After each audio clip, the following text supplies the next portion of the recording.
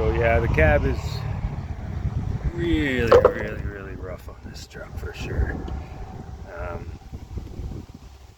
So I guess it's not so sacrilegious to put it on a GM body. Ford and Purist might not be so upset since I'm saving it from going to the junk. But yes, it's really rough cab. Just rust everywhere. If anybody needs a dash, let me know. We're cutting it out, but it probably won't be used. Yeah, the floors have been patched up 100 times in this thing. Rust all through here.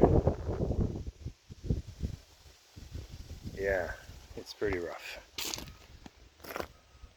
But we'll see what we can do to try to save it and make the most of our. It's going to definitely be a rat rod because I'm not finishing this thing to a finished show quality, that's for sure. But there we go. We'll cut the floor out and the firewall and the dash, and we'll see if it'll slide over the Escalade chassis. All right.